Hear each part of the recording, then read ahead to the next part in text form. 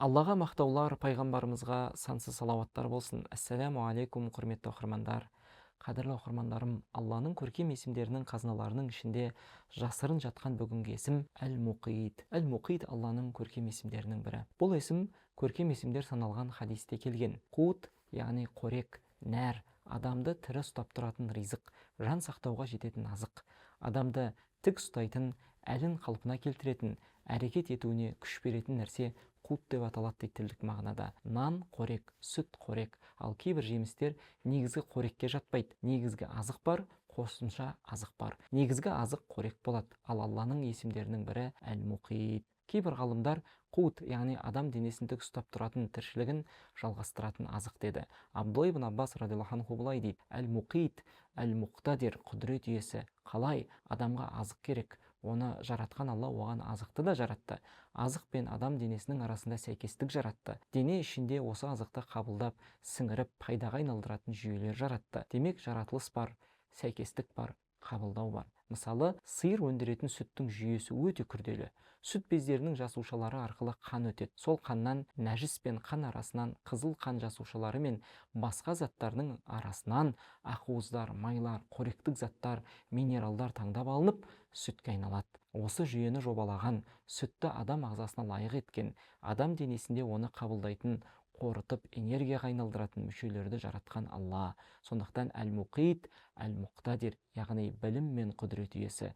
Ол азықты жаратты, оны дене қасиеттерімен үйлестірді, оны сіңіретін жүйелерді дайындады деп түсіндірген. Абдулла ибн Аббас тағы да былай дейді: Әл-Мұқит, Әл-Мұқтадир. Абу Убайда былай айтады: Әл-Мұқит, Әл-Хафиз, сақтаушы. Адам денесін не сақтайды? Азық пен сусын. Азық болмаса өлім болады. Демек, Әл-Мұқит азықты жаратушы, азық арқылы адамды сақтаушы, білім және құдіретімен лайықты азық жаратушы, оны денеге сәйкестендіруші деп түсіндірген.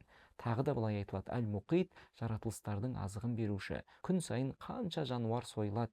Егер әр адам күніне 50 грамм ет жесе, ал жер бетінде 5 миллиард адам болса, қанша керек? Егін өнімдері қанша тонна? 12 миллион халқы бар ел 3 миллион тонна өнім берсе, миллиардтан астам халқы бар елдер қанша өндіреді? Оның бәрін жаратқан, жобалаған, дайындаған кім? Бұл Әл-Мұқит. Тағы бір мағына, Әл-Мұқит жаратылысты жаратқан және оларға азық жеткізген. Егер біреу саған көлік беріп, бірақ жанармай бермесе, ол көліктен пайда жоқ. Көлік берілсе, жанармай да берілу керек. Сол сияқты Алла жаратса, міндетті түрде ризық береді. Нәзік бір мағына бар. Аллах Тағала Құранда айтады: Аллаху лази халақакум, thumma разақакум, thumma юмитукум, thumма юхйикум, хәл мин шуракаикум, мән яф'алу мин заликум мин шейин субханаху ва та'аля амма юшрикун. Алла сендерді жаратқан, сосын ризық берген, сосын өлтіретін, сосын қайта тірілтетін. Серіктеріңнің ішінде осының бәрін істейтін бар ма?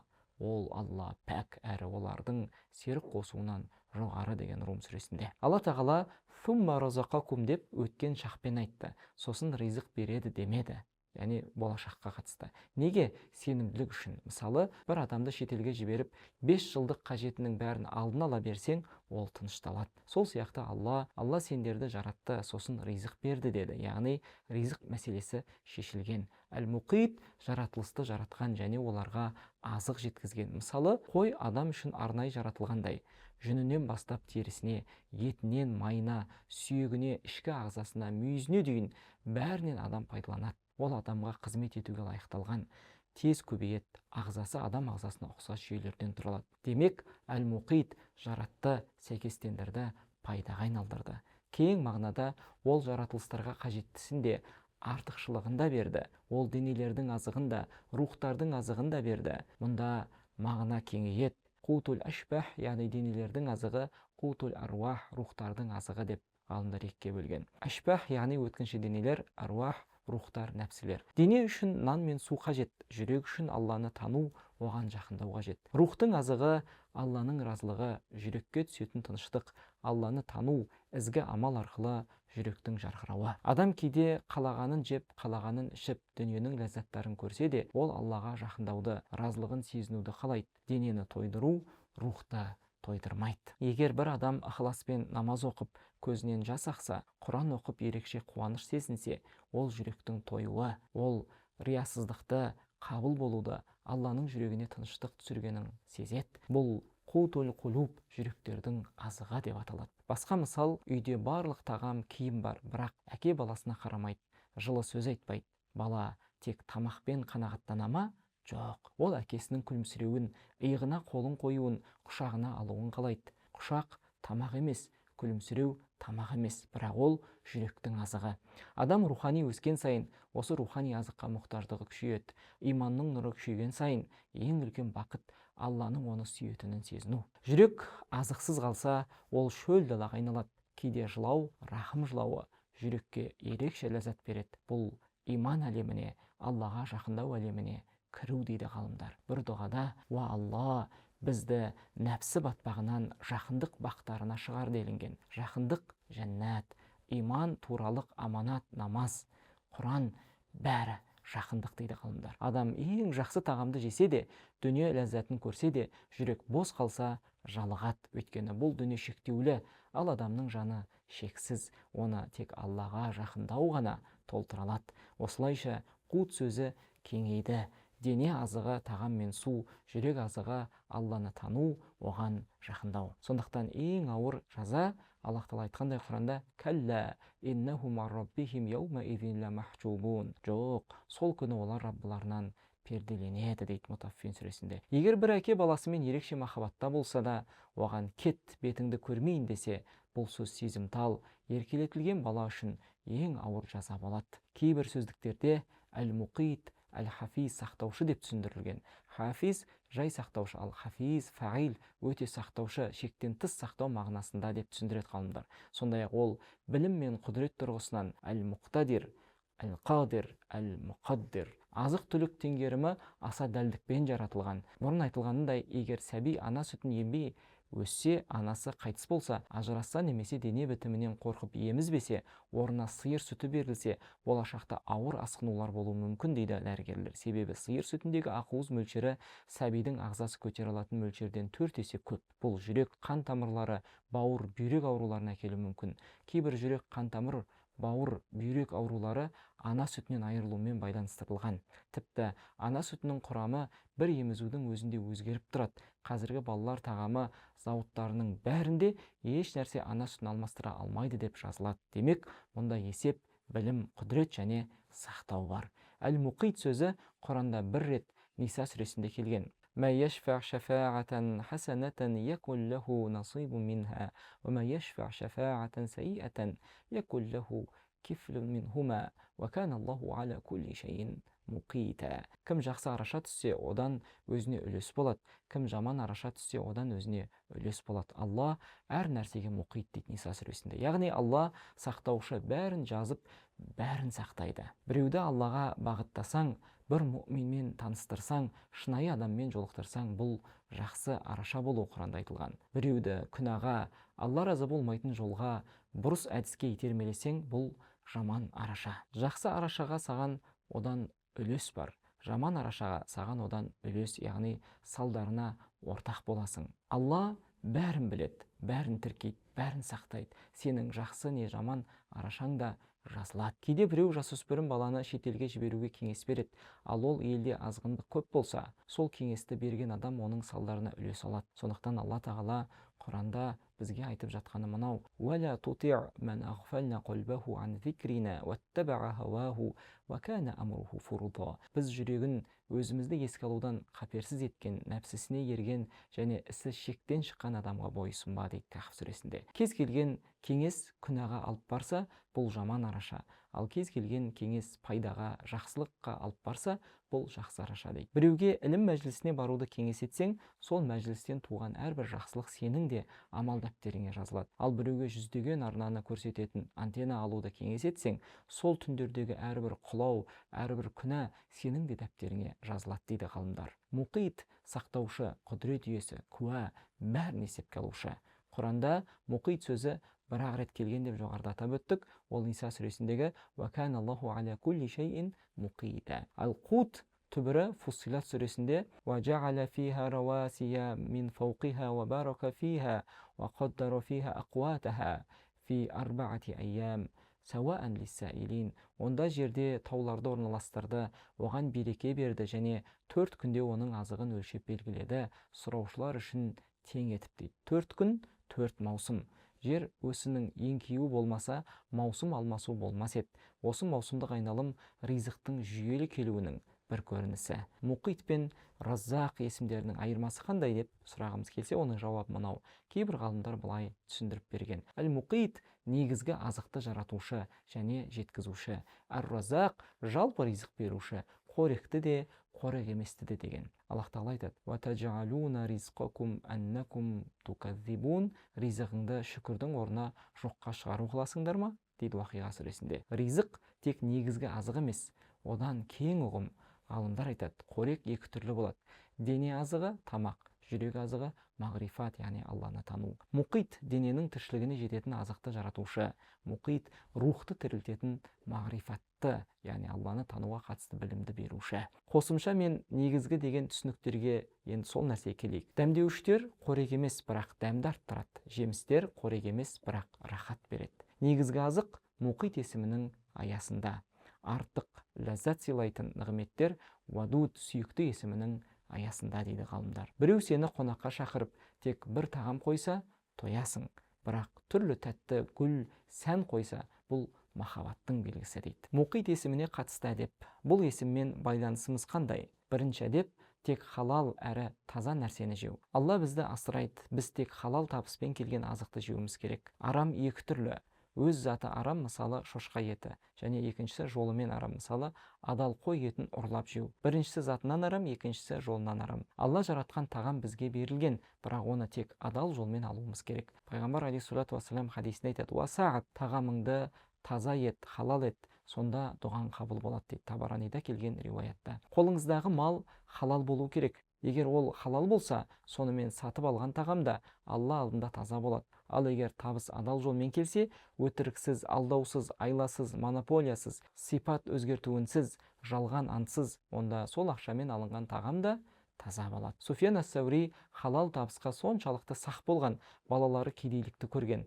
Бір бай адам оған халал ақша әкеліп берді. Ол алды, кейін қайта қайтарды. Баласы: «Әке, біз мұқтажбыз ғой» дегенде, «Сен тойып, әкең қияметте сұралсын ба?»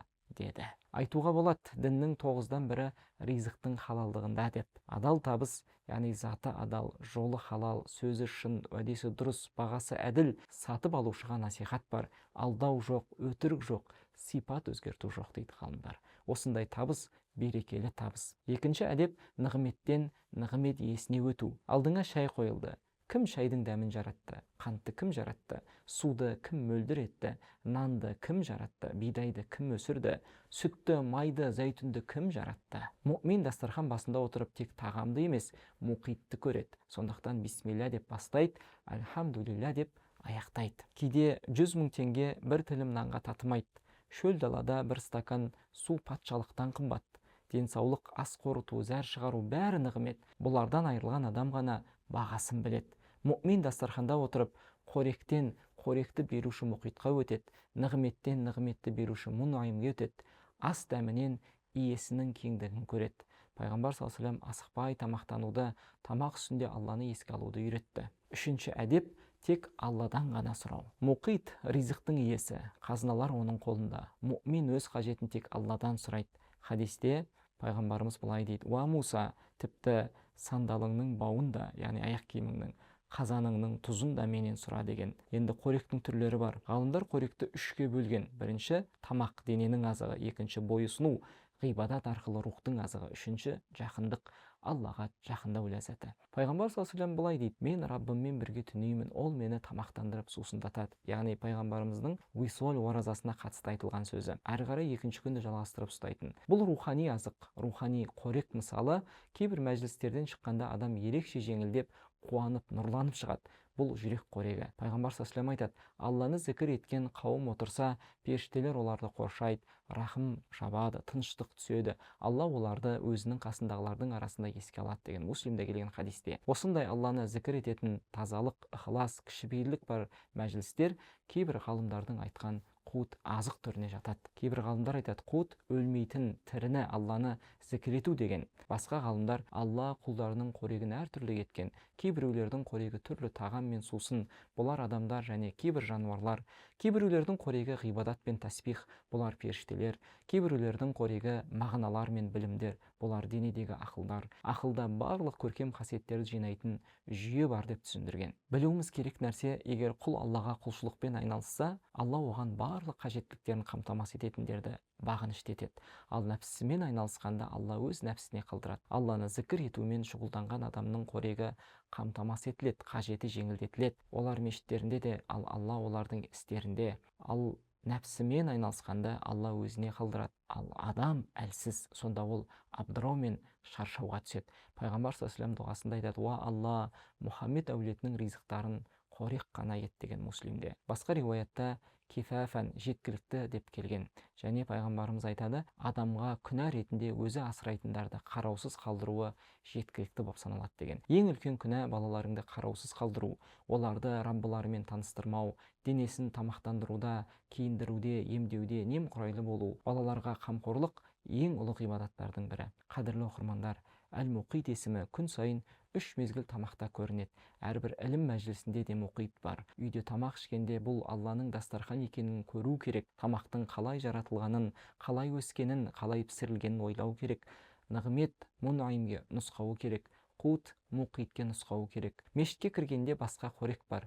Ілім жүрек қорегі, Алламен байланыс қорек, ізгі амал қорек. Алла денелерді тамақпен қуаттандырады, рухтарды іліммен және мағрифатпен қуаттандырады. Біз мұқитке мұқтажбыз. Ол ауызды жаратты және оны толтыратын нәрсені жаратты. Ол нәпсіні жаратты және оны бақытты ететінді жаратты.